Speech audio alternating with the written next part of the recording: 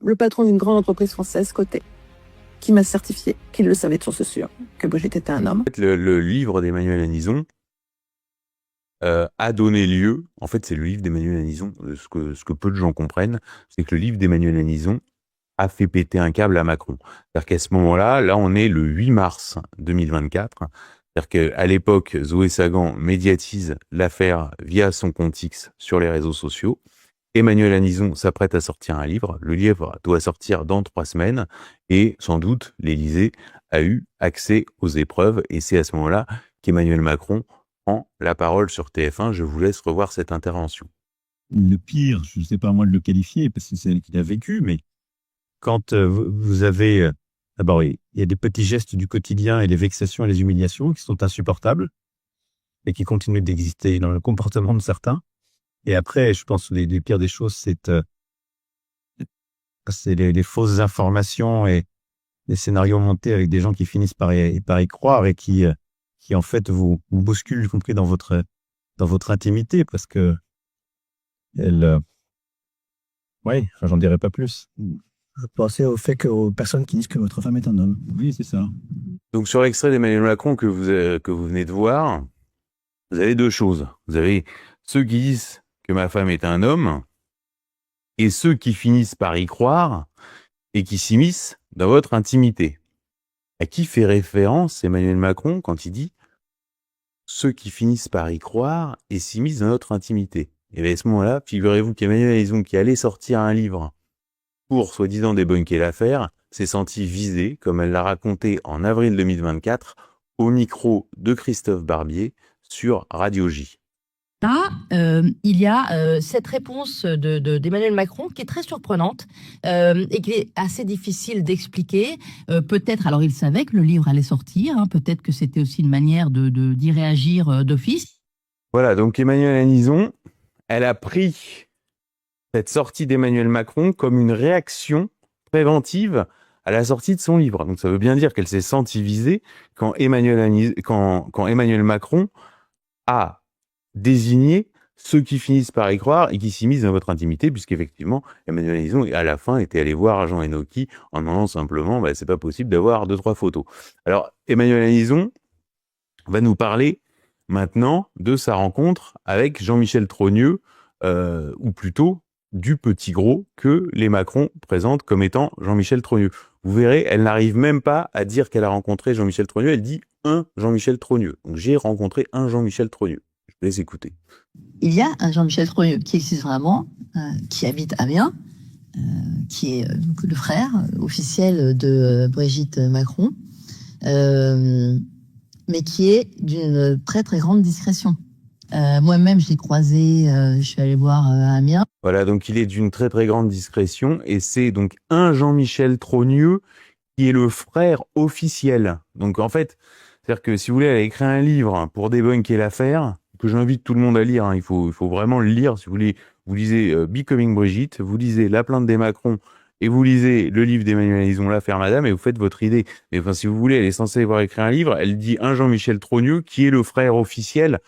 Enfin, si vous voulez, ça ressemble à rien. Ça lui arrache, désolé d'être vulgaire, mais ça lui arrache la gueule de dire Jean-Michel Trogneux existe, il habite à Amiens, je l'ai rencontré. Non, un Jean-Michel Trogneux qui est le frère officiel, mais qui est très discret, qui met 3 pieds dans l'eau. Enfin, on voit que c'est quand même très, très compliqué. Donc enfin, je citerai cette interview de Jean-Alexandre Trogneux. Alors Jean-Alexandre Trogneux, c'est celui qui a été cité par Emmanuel Anison, qui a refusé de lui répondre en lui disant simplement que toute la famille avait été phagocytée par cette affaire. Donc voilà Jean-Alexandre Trogneux, donc le neveu de Brigitte Macron, le chef de la famille Trogneux. Ils sont tous phagocytés par cette affaire. Et alors voilà ce qu'il a dit récemment, le mois dernier, dans un podcast qui est le podcast de l'épouse de Xavier Bertrand, qui s'exprime encore une fois au sujet de l'affaire. On n'imaginait pas, ça ferait un tas de chamboulement. On se rend pas compte, mais à l'heure actuelle, avec les réseaux sociaux, avec la presse qui devient de plus en plus présente, tout va beaucoup plus vite. Donc, je pense qu'il y a 3 ou 4 mandats en arrière, ça n'aurait peut-être pas du tout été la même chose. On a appris des dizaines d'années après que Mitterrand avait une maîtresse, que Voilà, donc Mitterrand avait une maîtresse. Donc ça, c'était vrai. Mais on l'a appris après. Pourquoi? Parce qu'il n'y avait pas les réseaux sociaux. Donc le problème, c'est les réseaux sociaux et la vitesse de l'information qui fait que des choses qu'on aurait su après, c'est-à-dire des secrets d'État, voilà, eh ben, on les sait pendant le mandat. Voilà, c'est ça qui nous explique en substance. Que Chirac claquait des fortunes en vacances, que Giscard s'était tapé les Didi. Enfin, j'ose à peine y croire, mais bon, bref. Non, mais voilà. J'étais pas J'ai là. souri, c'était une blague. D'accord, je sais pas. Mais voilà, mais Je non, je veux dire par là, c'est je que confirme on rien. peut subodorer des choses à l'époque, mais là, maintenant, plus personne ne peut tricher sur quoi que ce soit. L'information va Plus personne ne peut tricher sur quoi que ce soit. L'information va trop vite. trop vite. Et donc, tout le monde est embarqué dans la cabane. Donc voilà, vous avez ce livre, L'affaire Madame, que je ne peux qu'encourager à lire. Et honnêtement, l'aveu des Macron, c'est qu'elle n'est pas citée dans les parties non relevantes. Hein. C'est-à-dire que logiquement, il devrait y avoir, pourquoi pas moi, pourquoi pas Natacha Ray, à la limite, pourquoi pas. Mais il devrait y avoir Anison, puisque Anison est citée comme celle qui a débunké l'affaire. C'est-à-dire que, sous-entendu, l'affaire a été intégralement débunkée, donc vous avez vu ce qu'il en était. Donc d'Emmanuel Anison, qui s'est senti visé quand Emmanuel Macron a parlé de ceux qui finissent par y croire, qui n'est même pas capable de dire qu'elle a rencontré Jean-Michel Trogneux à Amiens, puisqu'elle dit un Jean-Michel Trogneux, le frère officiel. Et puis Jean-Alexandre Trogneux, le neveu de Brigitte, qui lui dit que toute la famille est phagocytée par cette affaire et que le problème, en fait, c'est les réseaux sociaux et la rapidité de circulation de l'information, puisque dans les précédents mandats des présidents de la République, on avait su les secrets d'État après la fin des mandats. Voilà, donc ce qu'il en est du passage sur Emmanuel Anison, mais qui mérite d'être précisé parce que effectivement le public américain n'est pas au courant de tous ces détails, donc c'est pourquoi la vidéo est sous-titrée et qu'elle est pensée comme étant un document qui pourrait être diffusé directement devant la cour du Delaware, bien que ce procès, effectivement, je pense honnêtement, n'aura pas lieu. Mais s'il devait avoir lieu, cette intervention pourrait être diffusée telle quelle. Alors, cela dit, c'est quand même toujours ce problème des Macron, c'est de pas comprendre certaines choses. C'est-à-dire qu'on est à l'ère de l'IA. Aujourd'hui, le livre d'Emmanuel Anison, je l'ai en PDF, je le mets dans une IA et j'envoie aux Américains. Et ce qui a d'ailleurs déjà été fait dans le cadre de Becoming Brigitte. Et donc, évidemment, Candace Owens a lu le livre d'Emmanuel Anison, ou en tout cas des extraits, et c'est pour ça qu'elle s'est permis, effectivement, de le citer.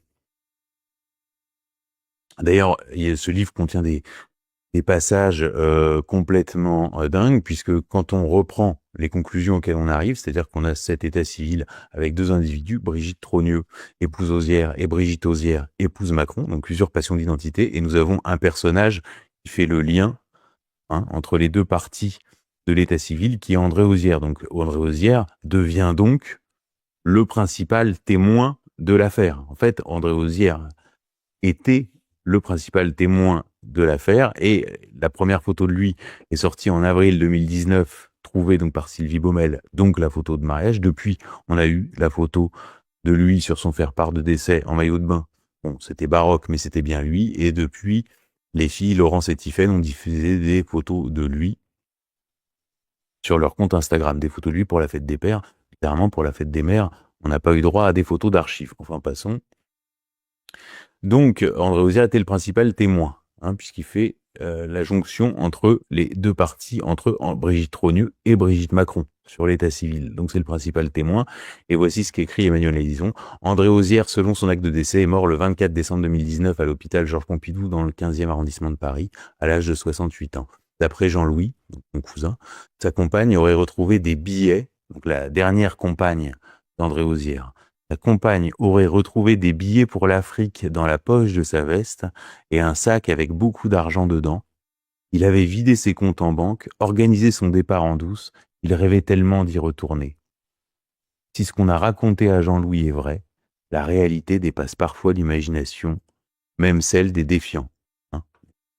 Emmanuel Anison nous explique que, au moment où le principal témoin de ce qui est une affaire d'État est sorti, il est mort, donc son nom sort, on commence à reconstruire sa biographie, c'est à ce moment-là qu'il meurt, et au moment où il meurt, il avait vidé ses comptes en banque et il s'apprêtait à partir en Afrique. Donc il se savait menacé. Voilà ce qu'établit, voilà le genre d'informations qui sont disponibles dans le livre d'Emmanuel Lison et qui sont évidemment reproduits dans Devenir Brigitte.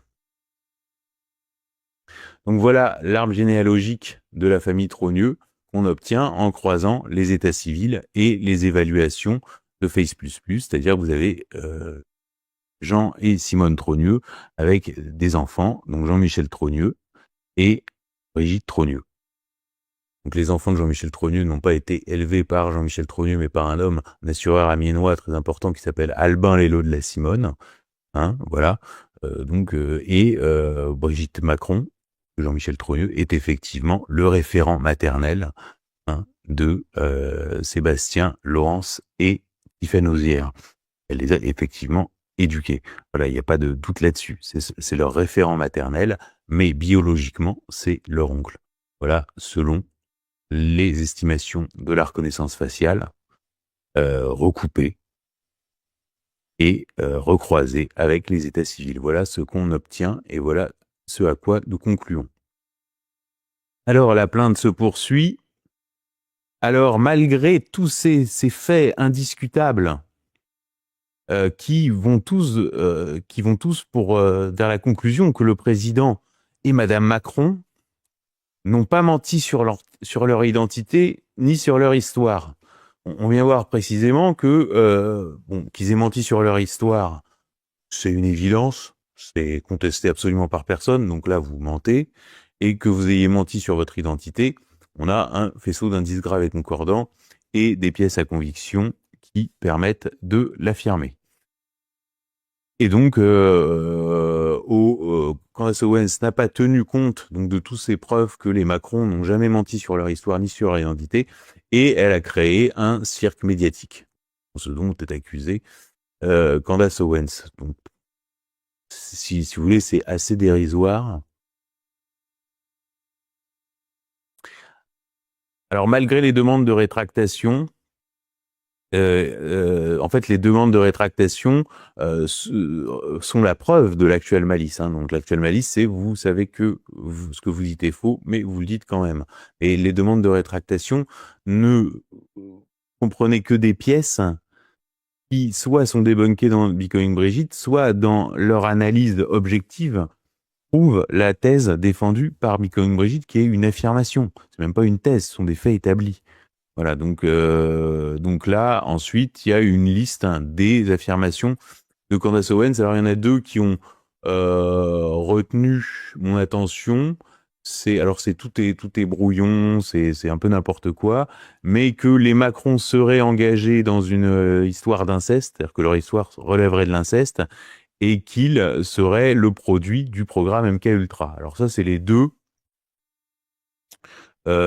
gros point sur lequel appuie la plainte pour souligner l'actuelle malice, puisqu'effectivement, c'est des expressions qui ne sont pas utilisées noir sur blanc dans Becoming Brigitte. Alors, cela dit, c'est pas parce que c'est pas souligné noir sur blanc dans Becoming Brigitte qu'on n'a pas le droit de poser la question. Et d'ailleurs, en fait, Candace Owens s'est contentée dans les deux cas de poser la question, comme je vais le démontrer, et à partir d'éléments qui permettent de poser la question.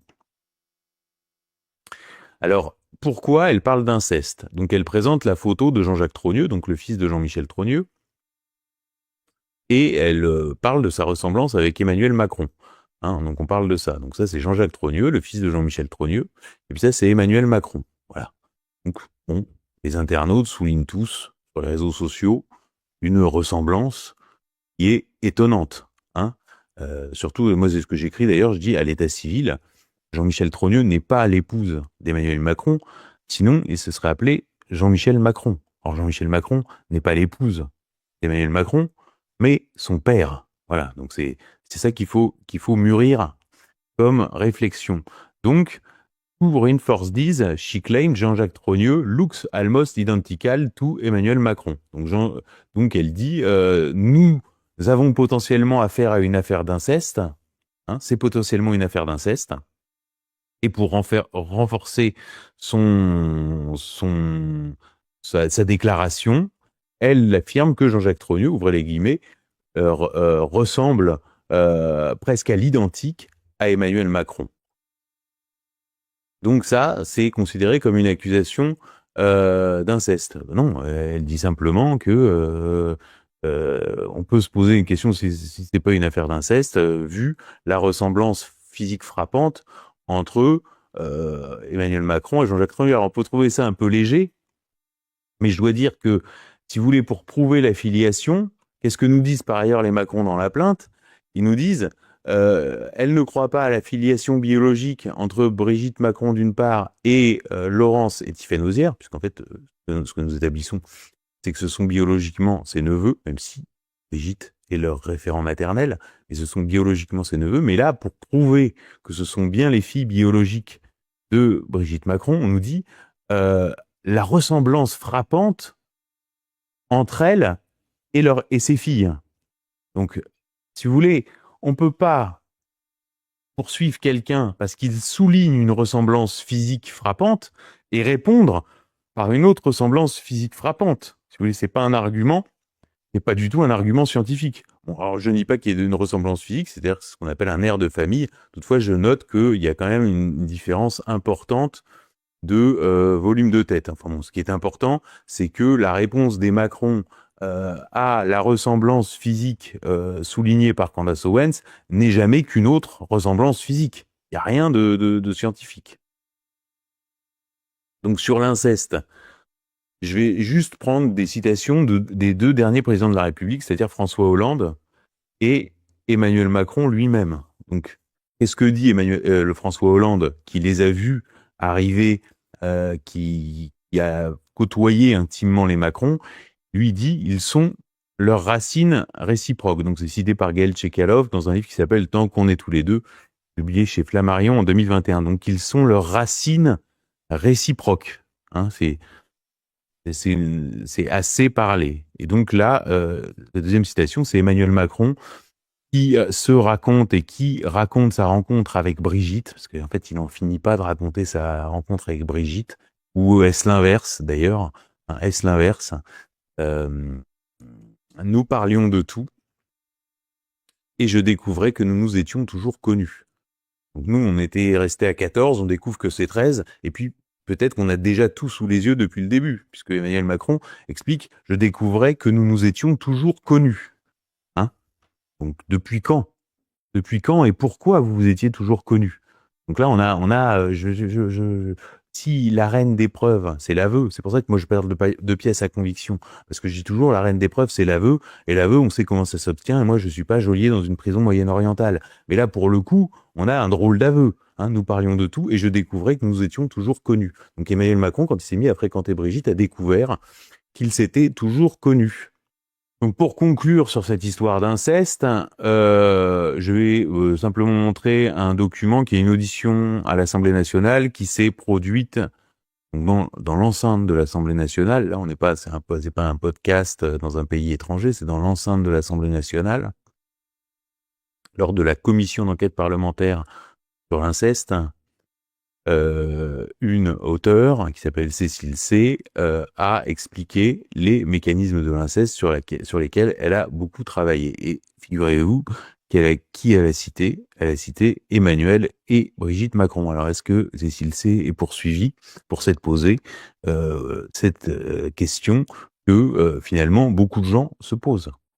Nous vivons sous la présidence d'un homme dont tout le monde sait qu'il a été séduit mineur par une femme adulte. C'est une situation qu'une politique publique de prévention des violences sexuelles devrait nommer comme délictueuse. Au lieu de quoi, la puissance du régime présidentiel impose à toutes le silence, la banalisation, la romantisation à travers des livres et la normalisation d'une situation anormale. C'est un exemple typique de culture de l'inceste qui régit non seulement les familles incestueuses, mais également toute une société bâtie sur l'écrasement d'une large minorité de sa population.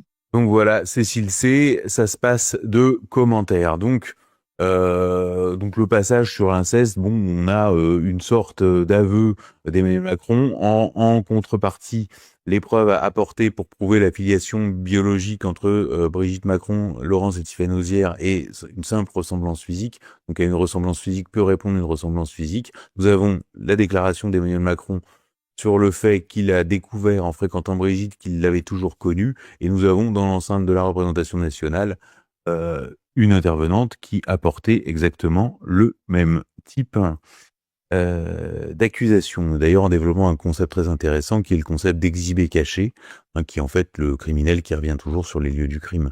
Donc il y a toujours cette façon de cacher, c'est exactement cette plainte d'ailleurs. La plainte est en soi un aveu, tout en niant. On exhibe pour cacher.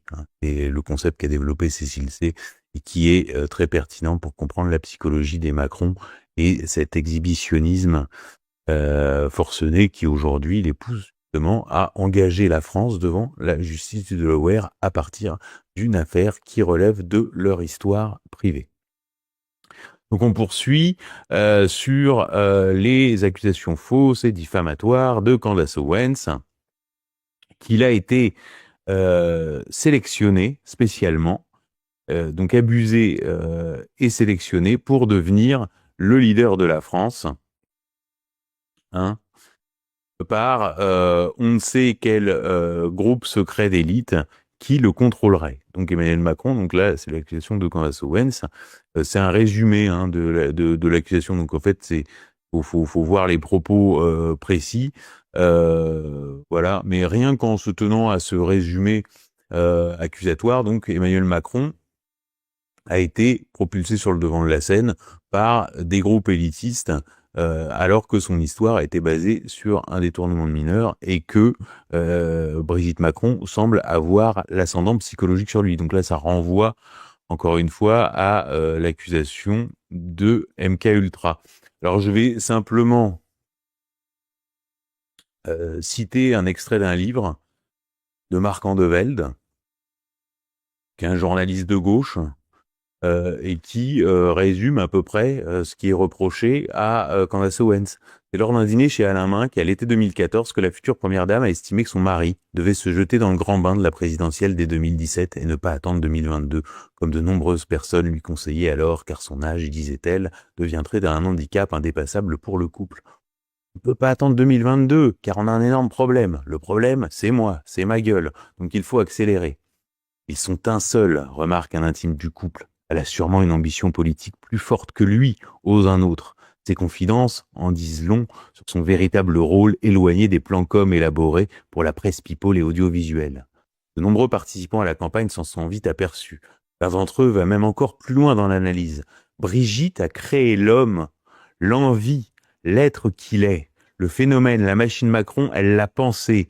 Elle a senti un potentiel quand il était jeune et lui a donné un destin. Il lui doit tout. Emmanuel Macron ne dit pas autre chose lorsqu'il remercie sa femme le soir du premier tour par ces mots qu'on croirait sortis d'un soap opéra, à Brigitte, toujours présente et encore davantage, sans laquelle je ne serais pas moi. Donc c'est un dîner privé chez Alain Minc, donc là les groupes sont pas si occultes que ça, puisque Alain Minc est le DRH officieux de la banque Rothschild et le grand Manitou des mécano-industriels du capitalisme français depuis une 50aine d'années. Donc les forces occultes ne sont pas tant que ça, et c'est au cours de ce dîner que va se décider, nous dit-on, la candidature de 2017 avec un personnage, Brigitte, qui a le contrôle sur la vie d'Emmanuel Macron. Donc le livre s'appelle Le Grand Manipulateur, donc est-ce que ce serait pas le grand manipulé, en parlant d'Emmanuel Macron, donc Le Grand Manipulateur de Marc Andevelde, paru chez Stock en 2019. Donc là je vais citer une autre source qui accrédite ce qui est dénoncé dans la plainte comme étant le contrôle mental qu'exercerait Brigitte Macron sur Emmanuel et dénoncé de façon métaphorique, puisque c'est très présent dans l'imaginaire américain, par Candace Owens. Alors peut-être découvrira-t-on un jour que Candace Owens avait juste et qu'effectivement Brigitte Macron, puisqu'il y a des trous visiblement dans son passé, a participé à des expériences du renseignement américain. Alors là, pour l'instant, moi, j'ai pas suffisamment d'éléments pour l'affirmer, mais sait-on jamais, qu'est-ce qu'on découvrira un jour. Mais pour l'instant, on a des sources RTBF, donc la radio et télévision publique belge, qui rapporte les propos d'une ancienne élève de Brigitte. Ce serait comme si elle devenait elle-même présidente. Son mari me donne l'impression d'être sa marionnette dont elle tirerait les ficelles. Je reconnais d'ailleurs sa pugnacité et son perfectionnisme à travers lui. Je pense que c'est elle qui l'a façonné pour en arriver là où il se trouve. Voilà, donc encore une fois, tout ça fait consensus.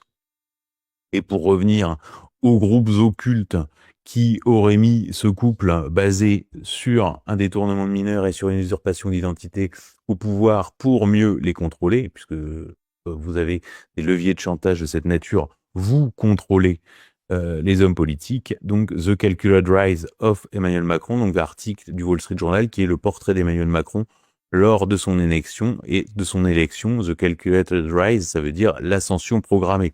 Donc la question, c'est programmé par qui? Et la réponse, nous l'avons eue récemment dans les mails de Jeffrey Epstein.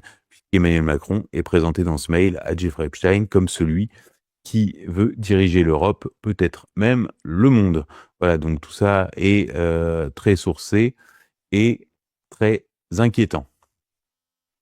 Donc là, est reproché à Candace Owens d'avoir expliqué qu'Emmanuel Macron était un candidat mandchou, et qu'il n'avait pas de pouvoir. Alors, le candidat mandchou, c'est une référence à un classique du cinéma américain. Ça raconte l'histoire d'un candidat qui est programmé mentalement pour devenir président et qui est manipulé mentalement donc par le complexe militaro-industriel américain et qui s'appuie pour exercer ce contrôle mental sur sa mère, la mère de cet homme politique américain. Et c'est un classique du cinéma américain. Il y a 2 éditions, un film des années 60 avec Frank Sinatra et puis un remake de 2004. Moi, je recommande clairement le remake qui est un excellent film. Donc en français, ça s'appelle Un crime dans la tête, américain, The Manchurian Candidate, et le remake, vous avez Denzel Washington et Meryl Streep. Et n'importe qui regardera ce film pensera évidemment à Emmanuel Macron. Donc là, Candace Owens s'est poursuivie pour avoir dit que l'histoire d'Emmanuel Macron lui rappelait l'histoire du candidat mandchou. J'invite les auditeurs à revoir ce film, et tout le monde, en voyant ce film, pense évidemment à Emmanuel Macron. Donc là, on revient encore sur l'histoire des sources. Alors, les sources, ce serait une voyante, donc Natacha Ray, donc une voyante, donc Amandine Roy. Amandine Roy est médium, mais ce n'est pas une source. Elle s'est contentée de faire l'interview de Natacha Ray, et Natacha Ray n'est pas une détective amateur, c'est une citoyenne ordinaire qui a posté un assemblage qui avait l'intime conviction que Brigitte Macron était née sous l'identité de Jean-Michel Trogneux et qu'elle était en vérité son frère, donc il y avait un problème sur cette identité, et mais elle n'est pas la source de Candace Owens sur Becoming Brigitte, et elle n'est pas non plus ma source, c'est-à-dire que j'ai simplement couvert son affaire de façon honnête, ça m'a coûté très cher, et en plus, je suis arrivé aux conclusions en m'appuyant sur des documents qui avaient déjà été récupérés par des journalistes mainstream, Virginie Linhart, Sylvie Baumel, en recoupant ces pièces-là avec les pièces, en collectant des pièces, donc par moi-même ou par l'intermédiaire d'Emmanuel Anison, qui a écrit, soi-disant, un livre pour débunker l'affaire, mais qui n'est pas cité parmi les parties importantes dans la plainte, et pour cause, comme nous l'avons vu.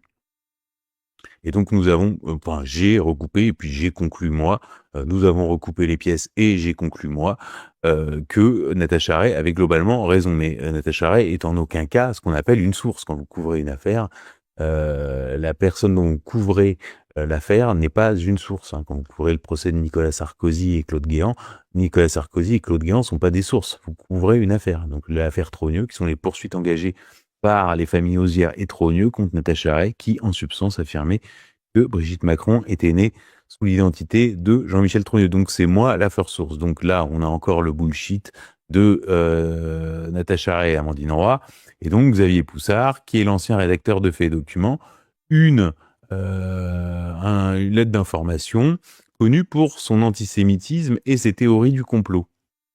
Voilà, donc ce qui décrédite, puisqu'en fait, je serais connu pour mon antisémitisme, ce qui discrédite, puisque je serais connu pour mon antisémitisme et mes théories du complot. Donc en fait, il n'y a rien contre moi, il y a simplement une accusation d'antisémitisme. Alors je vais simplement passer pour expliquer à quel point c'est absurde un extrait d'une interview de Paul Amar. Alors pourquoi Paul Amar ? Parce que Paul Amar n'a rien à voir politiquement, ni avec moi, ni avec Candace Owens. Et pourtant, nous allons Écoutez ses propos. Emmanuel Macron doit sa carrière au Rothschild. Son logiciel, c'est fusion-acquisition. Il n'a jamais perdu ce logiciel. Il est resté un businessman et là, il est en train de travailler pour ses propres amis. Je n'en dirai pas plus. Emmanuel Macron fait le beau, le shérif, c'est quasiment le western face à Poutine. Vous vous rendez compte la fermeté qui est la sienne face à un homme qui peut nous envoyer un missile quand même sur la France. Il ne dit rien face à l'Algérie.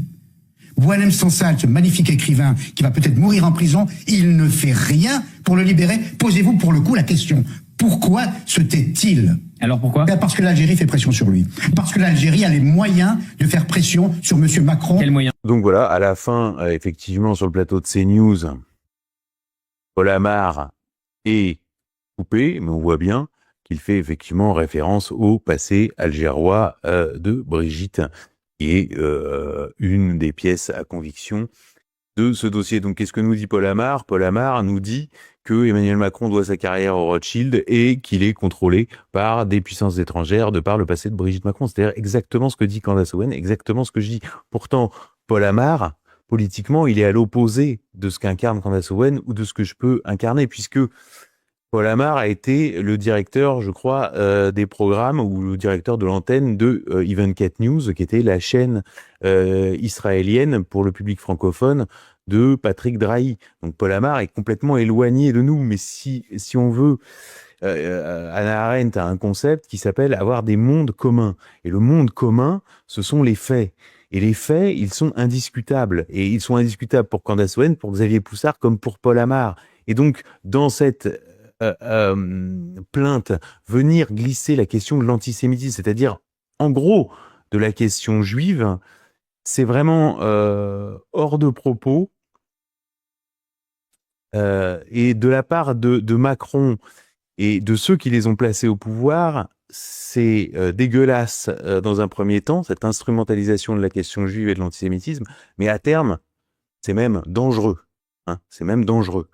Donc arrêtez ce chantage, et beaucoup de juifs, d'ailleurs, ne sont pas dupes. C'est sur ça que je voulais, sur cet élément que je voulais conclure. Donc voilà, tous les éléments dans la plainte d'Emmanuel et Brigitte Macron sont soit mensongers, soit bancals, soit de mauvaise foi. Tout est déjà débunké dans Becoming Brigitte, à faire découvrir autour de soi, à redécouvrir ou à offrir, et à faire à suivre avec l'examen de la requête en nullité de Candace Owens le 27 juillet prochain. Je vous remercie vraiment d'avoir suivi ce live qui était un petit peu long, mais j'avais besoin, c'était un droit de réponse, de répondre à toutes les attaques dont je suis l'objet, et en particulier donc d'une attaque d'un président de la République qui ment à mon sujet, ment au sujet de mon travail, dans une plainte